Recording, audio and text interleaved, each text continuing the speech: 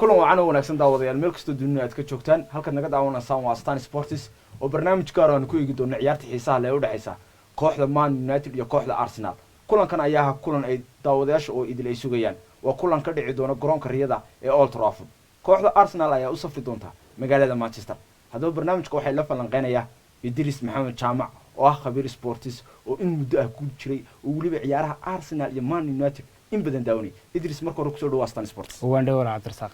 Idris ciyaar xiiso badan baa jirta. waa ciyaar ay daawadayaasha oo idil ay sugayaan. waa ciyaarta u dhaxaysa kooxda Man United iyo kooxda Arsenal. ciyaartan maxay kaga duwan tahay ciyaarihii hore ee loo wada ciyaari jiray? waxay kaga duwan tahay labadooda taageere ayaa ah laba taageero aad u faan badan. xamaasadda markaa taageerayaasha ciyaarta u yeela markaa waa xagga taageerayaasha ayay kaga duwan tahay. wax kale kaga duwan tahay. wax kale kaga duwan tahay jira laba kooxood oo weligood aad u ficiltami jiray intaanay soo bixin kooxaan kale City iyo Tottenham lacagahan la gelin iyaga ficiltami jiray. Real kolba midkood baa qaadi jiray oo isha inta badan lagu hayay isha inta badan lagu hayn jiray ha dhan kale waxa la leeyahay labada macallin iyo laftigooda waa la eegaya labada macallinaha laftirkooda waa la eegaya midna half season buu joogay midna season dhan buu dhameystay Man United ciyaartan dhaawacyo la sheegaya inay ka maqan yihiin ka hor dhaawacyadaas ma saameyn karaan way saameyn karaan waay midda kale idis haddaan ku weydiiyo kulankan waa kulan aad u xiiso badan waa kooxda Arsenal ayaa u safri doonta garoonka Old Trafford si fiican Arsenal macallin Unai Emery baa wato macallinka u dhashay dalka Spain Unai Emery habeenba wuxuu ku ciyaaraa qaab cusub waliba ciyaartoy cusub baa lagu arkaa qaab ciyaareedkiisa maxaa u sababa waxa u sababa waa shaxu isagu wato صح silfasad isaga u gaara weey tag Arsenal ku kaliftayna weey maanta dhibcaha ay leedahay inay yeelato iyadoo ciyaartooy badan suuqa kharash garaysay wax badan soo iibsatay xaqii difaaca iska dhistay waxaan ku weerarkii iska dhistay ayuu haddana aanu ciyaartooy line up ah ilaa imka marnaba game qura line up qura sax mu yeelan taasa kalifaysa inuu badna guul dareysa badna laga badiyo badna u badiyo marka ciyaaryahanadii baan isfahmin bal xaq ciyaaraha macallinkii baan shaxdiisu aan ahayn mid macquula macallinkii baan xaq shaxdiisu aan wax macquul ahayn oo hadii uu shax gooniya samaysto ciyaartooygu waa qasbay isfahmi karaan way isfahmi karaan dee ciyaartooy meesha soo galay kubadba shaqo u yimaadeen meesha marka habeen ciyaartooy lagu arkay habeen ciyaartooy gaar ku arkaysa oo ciyaaraya isaga iyada xagga Manchester United xagga Man United hadii aynu eegno iyada dhaawacyo badan baa jira dhaawacaas soo jira markaad ka soo tagta haddana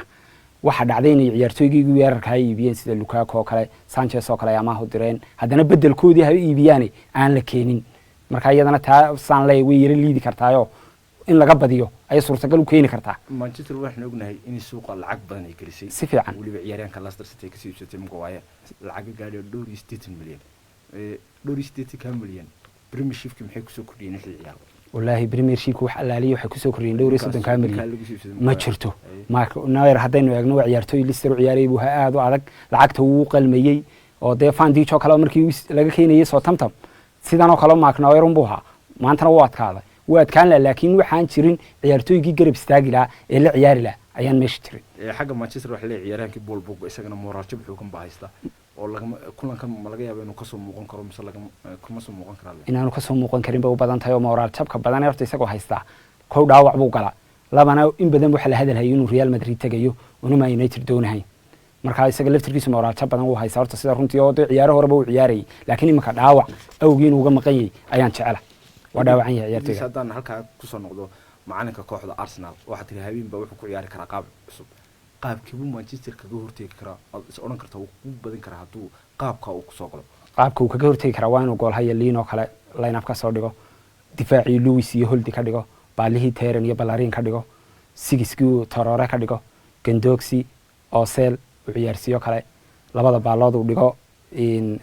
dhigo Beb oo kale baasha kalena uu dhigo Nilsson ka yar ciyaalka Ingiriiska sagaalkana uu Aubameyang dhigo uu guuleysan karaa baan isleeyahay laakiin imka sidiisii haduu Shaka Gendoxi Torore saddex sigiso de Manchester oo khalaas saddex sigis haduu kula ciyaaro mushkilad bay iman kartaa saddex sigis waxa leedahay guuldaradii horseedi karaan ha dhanka kale hadan ku weydiiyo Ozil iyo macalinka waxa leeyahay xiriir wanaagsan kama dhaxeeyo Ozil ma laga yaabaa isagana inuu kulanka lagu arki karo kulankan laga ciyaarayo garoonka Man United wallahi taa ma qiyaasi karno macalinkii baan isku halayn lahayn oo maalinba waa kan shax gooniye ciyaartiin badan ana isaga maba ciyaarsiiyaba marka inuu ciyaarsiiyeen aanu ciyaarsiin karba labadaba oo dhici karta imri la isku ma halayn Ozil hay kubadiisa hoos u dhacday mise waa macalinka oo ciyaartooygu hadii la fariisiyo oo niyada loo dhisi waayo oo in badan beach ka galo runtii kubadiisu waa qasabta waslimaysa Ozil kubadiisu waslinta la isku ma hayata laakiin beach ka keenay dee kalsoon daraajir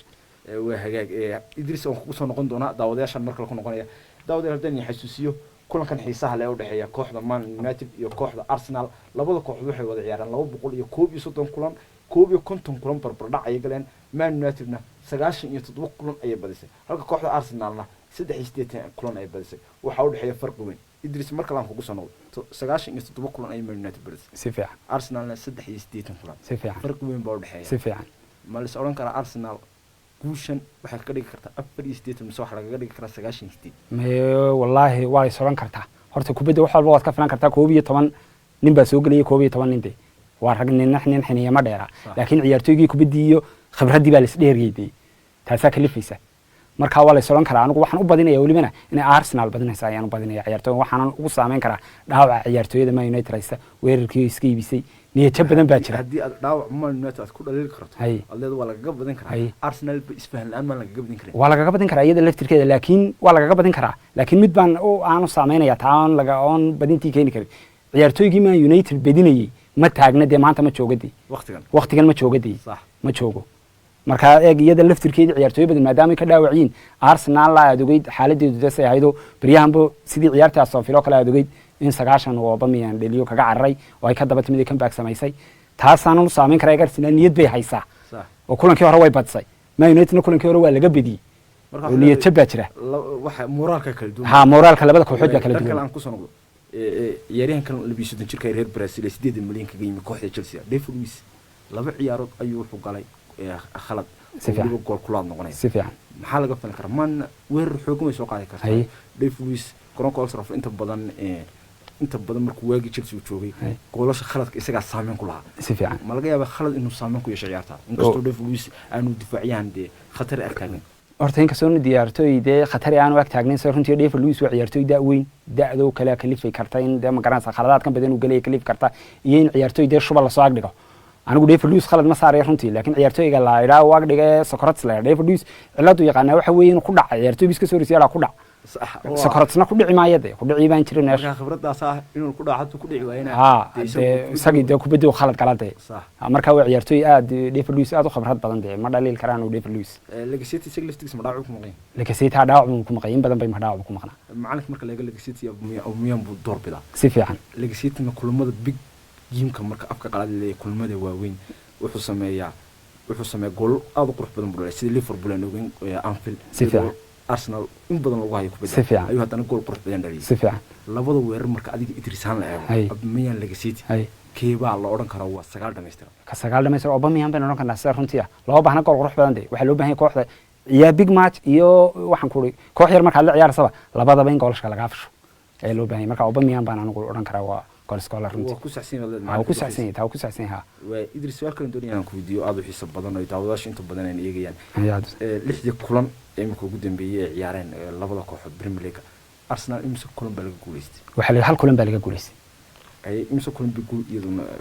raacday baa isla ay guul raacday saddex kulan bay guuleystay laba kulan oo barbaraysay kulankii Liverpool kulan adag buu ahaa si fiican khaladku ku yimid waa isla khaladku wuxuu ka yimid dhanka difaaca iyo tababaraha sidan marka hore aan carabaaban carabka ugu dhiftay 3-6 ku ciyaaraya Liverpool maanta 3-6 lagama ciyaar kartay oo gool kama haysan kartid afkooda hore waad ka nimil bixiyay afka hore taagan kama haysan kartid difaac ma gali kartid qaab difaaceedna muu samayn qaab weerarna muu samayn koox yar buu naga dhiga waa ka waa macalinka taas waa Idris inuu barnaamijka bartankii ka jirnaa Man United xaalad nooceedu ku badan karto xaaladda Man United ay ku badin kartaa way oo qura oo aan anigu soo karto Man United waa ku badin kartaa waa qaladaadka uu tababaray Emery galo bay ku badin kartaa oo Emery bay ku xirantahay inay Arsenal maanta guuleysato